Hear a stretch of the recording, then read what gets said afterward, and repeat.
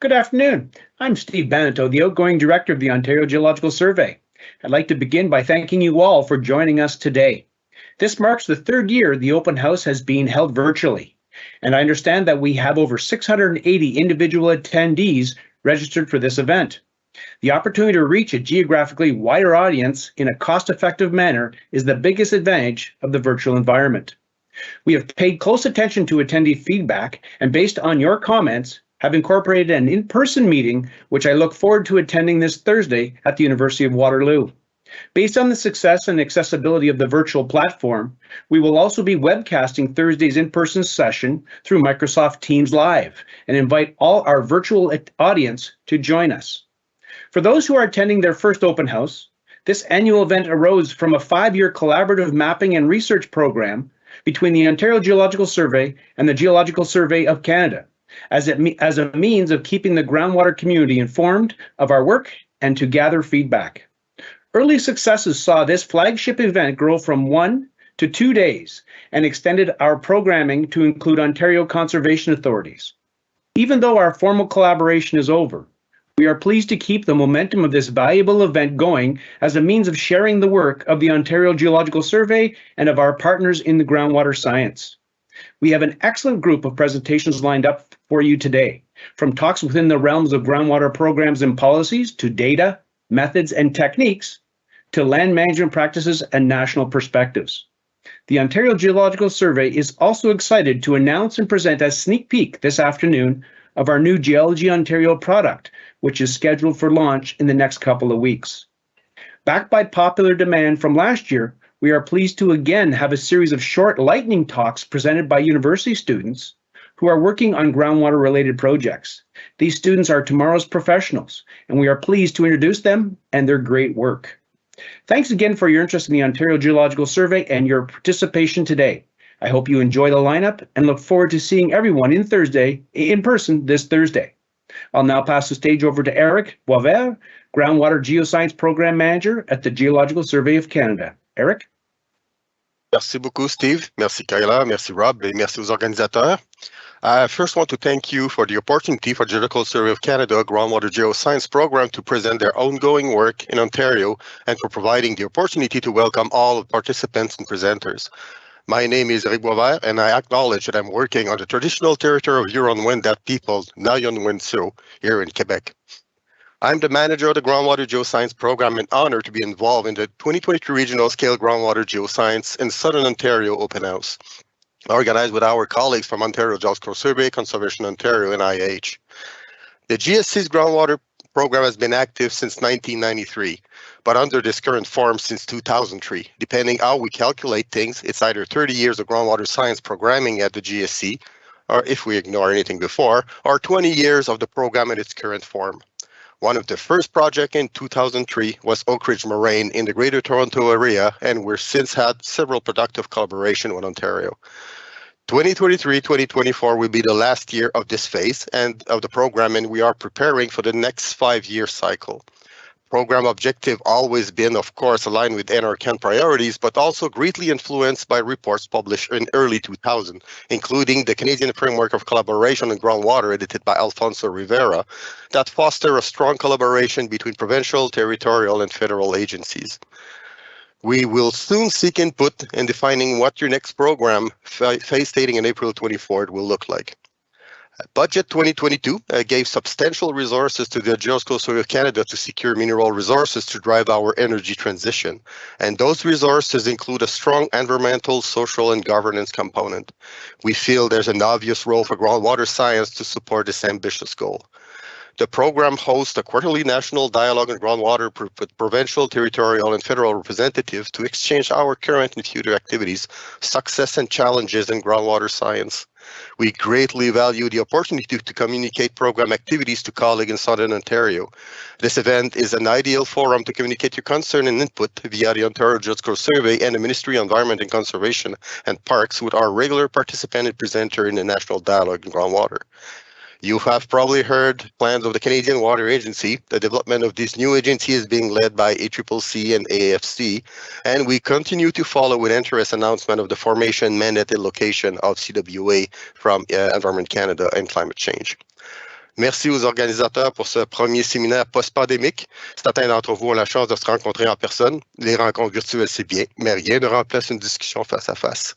Thank you to the organizer of this first post-pandemic event.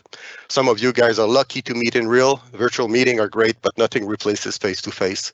Merci. Back to you, Kayla. Thank you, Eric, and thank you, Steve, for those opening remarks.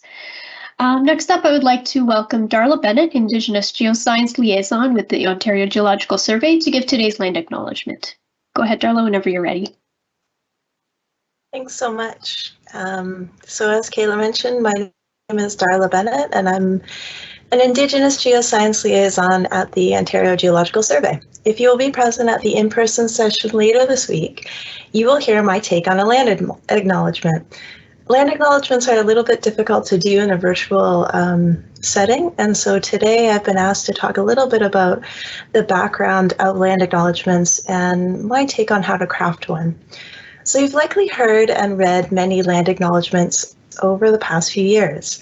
Maybe you've written and delivered one yourself, but do you know the background of them? Do you have an idea about the intent?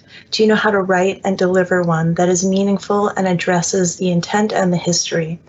I personally think these things are incredibly important to know. I've heard many land acknowledgements over the past 5 years that sound a bit more like a checkbox than an intentional, thoughtful, educated act. So to begin crafting a land acknowledgement, I usually like to start off with a little bit of a thought exercise about my life, about the world, and about the history of Indigenous people in my area. And so I'm going to walk you through that now. And as I do, I encourage you to think a little bit about what is meaningful to you and the land you live on. So I live on a beautiful property on the escarpment. My land means so much to me for numerous reasons. It feeds me, it brings me deep pleasure, it hosts a wide range of animals and other species, and we all share the food I try to grow. Another reason my home means so much to me are my children. I love my children and I want them to be happy, to be safe, cared for throughout their entire lifetime. And I'm sure many of you can relate. My home and land is one of the ways that I can intentionally ensure that they have a future that holds some safety and security. I work and I care for the land, for myself and for them, and for their children to come. And I'm so lucky and blessed to have this opportunity. I reflect on recent events in the world, such as the war in Ukraine, for instance, or events in Syria, Afghanistan. So much has been lost in recent years for people just like me who happen to live in a different area of the world. Their hopes for the future, their families' dreams, their goals, all the work they put into their lives could be lost and was lost with a turn of fate. I hope those that have lost so much, their home, family, livelihoods, and more, will have a chance to rebuild some of that, to care for their families and loved ones as they are best able, and shouldn't we all have that? Canada hasn't been the site of a war for many hundreds of years now, but some here have suffered those same losses I just mentioned. The land they cared for taken away, their families relocated again and again and again, their homes and cultures stripped away, and the ability to act autonomously and intentionally made illegal by the country they had lived on and carefully cared for centuries. Please take a moment to imagine how you would feel if all you currently had, held, loved, and cared for was taken from you. I do this exercise at home sometimes, looking out my backyard, thinking about my life, and I often tear up just imagining it. So hopefully now you can imagine some of what Indigenous peoples in Canada lost through colonization. And I often find this is a useful first step. Imagining what you cherish and thinking about what others have had and lost, and reflecting on the impact that might have had in the immediate, near, and distant future. Throughout settler history here, treaties were drafted and signed. Intentions and understandings of those vary, but regardless of the terms and conditions, there is no doubt that much was lost by Indigenous people here. And it was lost to ensure the prosperity of settlers, and often because Indigenous people saw no other viable option for themselves and their families. Many settlers came here because resources were limited in their own home countries. So we came here and used what was here. So if you think about all that you have, love, and cherish now, hopefully you can see the huge benefit you received and continue to receive for being a treaty person. And everyone that lives here is a treaty person. Do you know the treaty you are bound to? Do you know which Indigenous groups in your area signed that treaty and which did not? Do you know the Indigenous groups that lived in your area historically and which live there presently? Can you pronounce their names? And so this brings me back to the land acknowledgement. So historically, land acknowledgements were delivered to Indigenous nations visiting other nations to acknowledge whose land they were on and to honor that.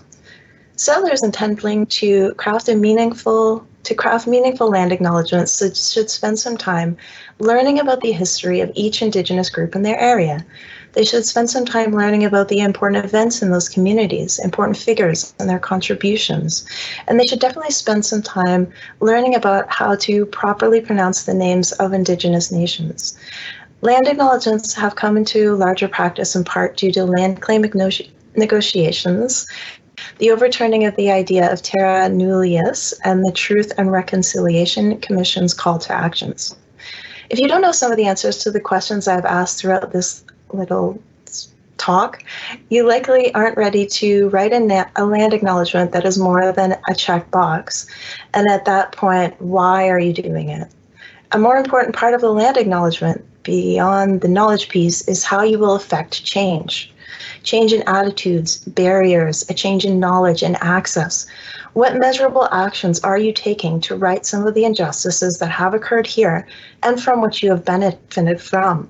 If you can't answer those questions either, maybe you should head back to the drawing board. Because good intentions are lovely, but they're not necessarily what Indigenous people need right now. And obviously, I can't tell you that either. I've shared some of my thoughts and experiences, and I do hope they can be useful to you.